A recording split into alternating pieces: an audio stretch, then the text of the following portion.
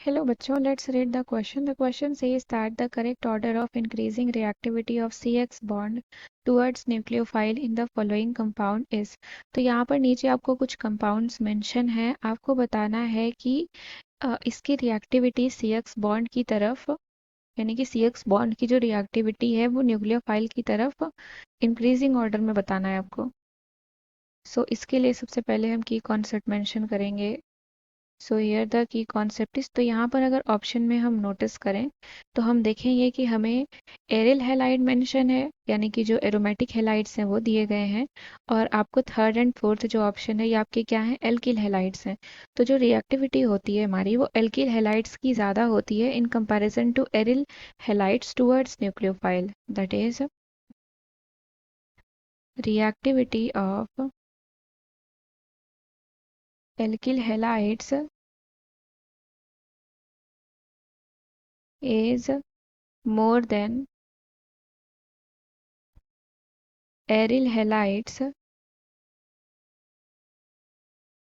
towards nucleophile.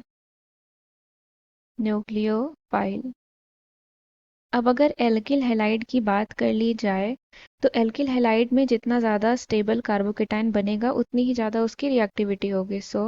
इन alkyl halides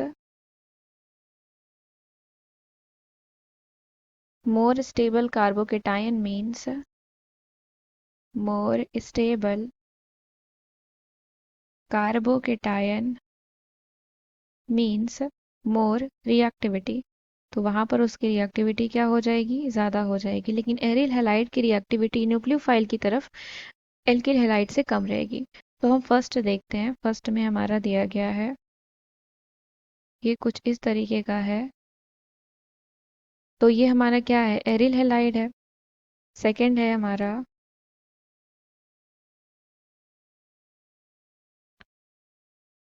दो NO2 group present हैं. तो ये भी हमारा क्या है, एरिल हैलाइड है. थर्ड है हमारा C CS3 CS3 CS3 and X. And fourth is CH CS3 CH3X. तो अब अगर हम यहाँ पर देखें, फर्स्ट में देखें तो फर्स्ट में तो हमारा कोई भी ग्रुप अटैच नहीं है. तो ये हमारी रिंग, ये एरिल हैलाइड किसी भी तरीके से यहाँ पर इफेक्ट नहीं हो रहा है. तो ये न्यूक्लियोफाइल की तरफ जो होगा वो किस तरीके से रिएक्ट करेगा हमारा ये, तो ये न्यूक्लियोफाइल की तरफ हमारा लीस्ट रिएक्टिव होगा. This is least reactive. अब हम यहाँ पर देखें तो जो ये NO2 ग्रुप हमारे हैं ये दोनों कैसे ग्रुप हैं, इलेक्ट्रॉन विथड्रॉइंग ग्रुप हैं. They are electron withdrawing group. ये रिंग में से इलेक्ट्रॉन की डेंसिटी को क्या करेंगे, खींचेंगे, यानी कि इलेक्ट्रॉन की डेंसिटी कम हो जाएगी. They are electron withdrawing group. तो इसकी रिएक्टिविटी हमारी न्यूक्लियोफाइल की तरफ क्या हो जाएगी, बढ़ जाएगी. तो ये हमारा फर्स्ट के कंपैरिजन में ज़्यादा स्टेबल है, दैट इज ज़्यादा रिएक्टिव है. सो टू टू की रिएक्टिविटी 1 से ज़्यादा है.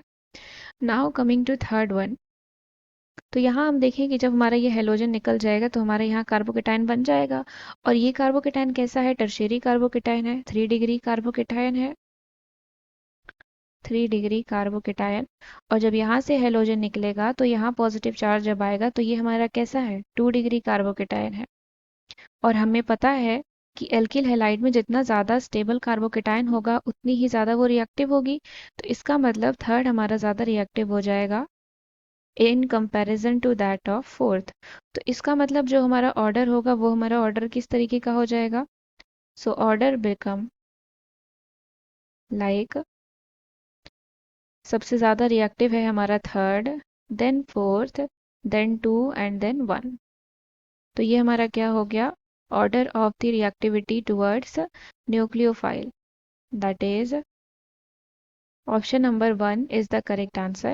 I hope you understood it well. Thank you and best of luck.